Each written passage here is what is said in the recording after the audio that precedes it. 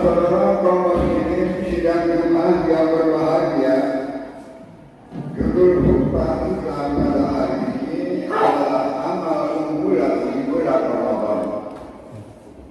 Mengawali khutbah kita pada hari ini, marilah kita senantiasa bersyukur kehadiran Allah Subhanahu wa Ta'ala. Berlimpah rahmat inayah dan hidayahnya pada hari ini kita masih dapat hadir di masjid yang kita cintai ini dalam rangka kita melaksanakan salat Jumat berjamaah. Selawat serta salam mari kita satu agukan kepada panutan kita yaitu Nabi Muhammad sallallahu alaihi wasallam. Ya insyaallah kita akan dapatkan bersama beliau nanti dia berjasa. Amin ya rabbal alamin. Wa'assalam muslimin rahimahullah. Tiada terasa kita sekarang sudah berada di hari ke-6 daripada bulan Ramadan, berarti sudah 5 hari yang lalu kita melaksanakan puasa Ramadan. Mudah-mudahan 5 hari yang lalu yang telah kita kerjakan baik daripada salat tarawih, tadarus, infak, sedekah dan lain sebagainya, mudah-mudahan dapat diterima oleh Allah Subhanahu wa Ta'ala. Amin ya rabbal alamin. Bulan Ramadan di mana dibukakan pintu-pintu surga, ditutup pintu-pintu neraka, setan-setan diserbu dan berseluruh malaikat, wahai pencari kebaikan, sambutlah wahai pencari kejahatan, berhentilah, demikian sampai berakhirnya Ramadan. Hadis diriwayatkan oleh Ahmad. Maka inilah yang harus kita yakini dalam hati. Sejak awal menyambut Ramadan, visi kita adalah menjadikannya sebagai ladang amal kebaikan dan keberkahan adalah sebuah kesalahan jika ada yang mengatakan atau memandang bahwa kemuliaan Ramadan hanya terkait keistimewaan ibadah puasa saja.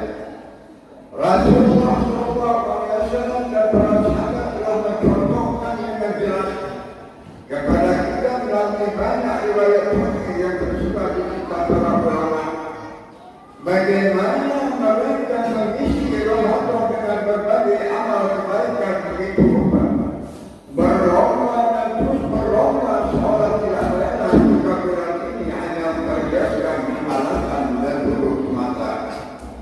Kaum muslimin yang berbahagia, lantas apa sajakah amal kebaikan dan ibadah unggulan dilakukan oleh Rasulullah SAW dan oleh para sahabat di hari Ramadan yang penuh berkah. Mari kita mengajukan dengan sikap satu pengingat agar memotivasi kita untuk mampu menjalankannya di bulan Ramadan yang berjalan beberapa hari. Yang pertama, menjalankan sholat tarawih atau qiyam Ramadan. Salah satu yang menjadi ciri khas pada bulan Ramadan adalah sholat tarawih berjamaah. Bulan Ramadan menjadi begitu semangat di malam hari karena pelaksanaan sholat tarawih berjamaah. Riwayat tentang keutamaan tiap Ramadan atau sholat tarawih ini ditujukan ke hari-hari dan bahkan telah kita hafalkan bacaan. Rasulullah SAW telah bersabda, ia riwayatkan oleh Bukhari, barang siapa melakukan dia Ramadan dengan iman dan pengharapan, maka akan diampuni dosa-dosanya terdahulu. Saudara-saudara kaum muslimin rahimahullah, sejarah pelaksanaan sholat tarawih berjamaah ini tidak lepas dari peran seorang sahabat yang mulia, yaitu beliau Abu Bakar Umar bin Khattab al-Khalifah Tsani, Khalifah yang kedua. Dahulu pada awalnya Rasulullah SAW mengajak beberapa sahabat untuk menjalankan qiyam Ramadan. Namun dari hari ke hari kaum muslimin bersemangat dan setelahnya terus berkembang hingga akhirnya Rasulullah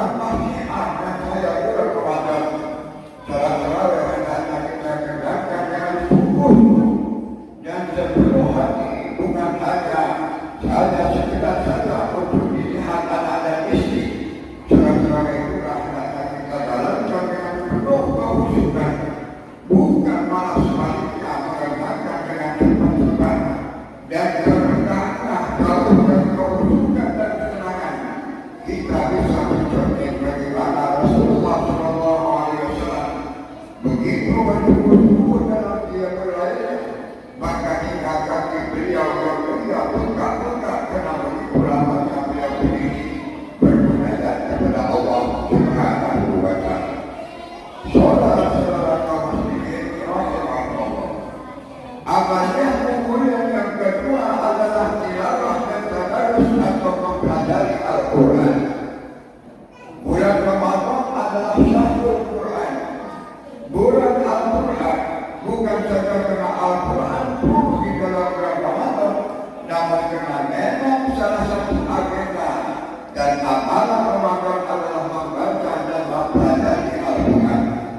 Inilah salah satu sunnah dalam bulan Ramadan yang begitu jelas yang dicontohkan pada Nabi Rasulullah SAW dalam sebuah riwayat Ibnu Abbas menceritakan yang diriwayatkan oleh Imam Bukhari adalah Jibril menemui Rasulullah yang malam dalam bulan Ramadan dan bertadarus Al-Quran.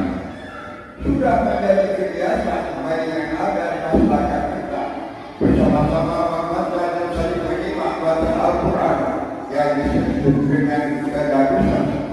Begitu juga dengan kebiasaan lain yang menghatamkan Al-Quran dalam 30 Ramadan.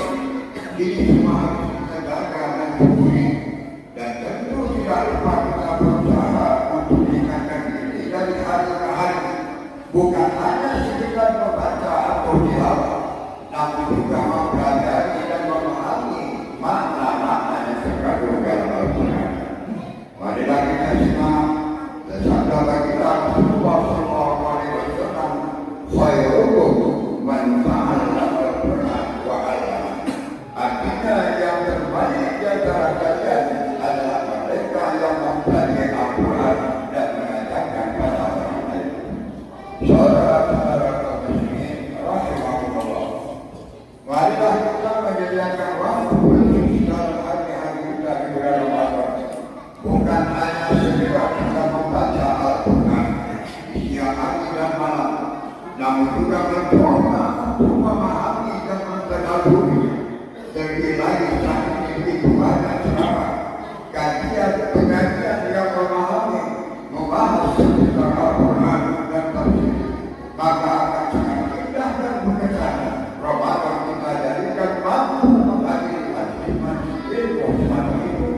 Kita juga perlu mengingat bahwa hakikat kemuliaan Al-Quran akan dapat kita rasakan dengan benar mentadabburi ayat-ayatnya, sebagaimana jelas disebutkan dalam Al-Quran surat ayat 29 yang berbunyi, A'udzubillahi minasyaitonir rajim. Inilah adalah sebuah kitab yang kami turunkan kepadamu penuh dengan berkah, supaya mereka memperhatikan ayat-ayatnya dan supaya mendapatkan pelajaran orang-orang yang punya pikiran. Kaum muslimin rahimahullah, amalan unggul ketiga adalah memperbanyak sedekah. Diriwayatkan dalam Sahih Bukhari Ibnu Abbas radhiyallahu mempunyai kisah mendalam tentang aktivitas Rasulullah ketika Ramadan. Beliau mengatakan, Rasulullah SAW adalah orang yang paling dermawan, dan kedermawannya lebih lagi pada bulan Ramadan ketika Jibril menemuinya, dan Jibril menemuinya setiap malam di bulan Ramadan untuk tadarus Al-Quran. Sungguh Rasulullah lebih murah hati melakukan kebaikan daripada ahli yang bersyukur. Amalan yang terakhir adalah menyediakan hidangan berbuka. Rasulullah SAW memotivasi kita untuk berbagi kebahagiaan, khususnya saat berbuka puasa. Beliau bersabda, barang siapa yang memberi hidangan berbuka untuk orang yang berpuasa, maka dia akan dapatkan pahala bagi orang yang berpuasa itu tanpa mengurangi pahala orang yang berpuasa itu sebenarnya. Yang dimaksud menghilangkan berbuka di sini tentulah bukan berarti harus mengundang orang dalam jumlah besar, sehingga menyediakan aneka ragam makanan berbuka yang banyak sekali, namun termasuk dalam hidangan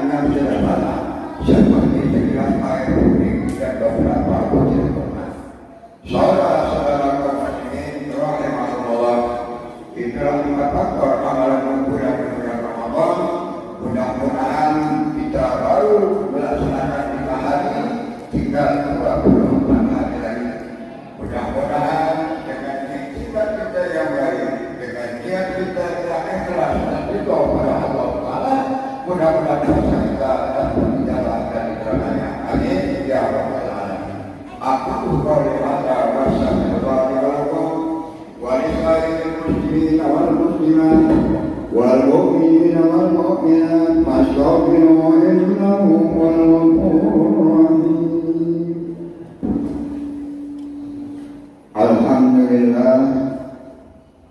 Alhamdulillahilladzi amarna bil-ittihadi wal-ihtisami billahil matin. Asyhadu an la ilaha illallah wahdahu la syarika lah. Iyyahu na'budu wa iyyahu nasta'in. Wa asyhadu anna Muhammadan abduhu wa rasuluhu mab'utsun rahmatan lil alamin. Allahumma shalli wa sallim wa barik ala sayyidina Muhammad wa ala alihi wa sahbihi ajma'in. Amma ba'du fa ya ibadallah ittaqullaha mastata'tum wa sari'u ila maghfirati rabbil alamin. Wa'lamu anna Allah subhanahu wa ta'ala amarakum bima fi nafsihi وسلام الملائكة المسبحة بقدسه فقال تعالى في كتابه الكريم إن الله وملائكته يصلون على النبي يا أيها الذين آمنوا صلوا عليه وسلموا تسليما وعلينا معهم برحمتك يا أرحم الراحمين. آمين آمين آمين يا رب العالمين. اللهم اغفر لنا ذنوبنا واغفر للمؤمنين والمؤمنات والمسلمين والمسلمات الأحياء منهم والأموات. اللهم انصر من نصر الدين واهدر من قتل المسلمين واحيي كلمتك إلى يوم الدين. اللهم اصلح أهل السوء بما شئت وكيف شئت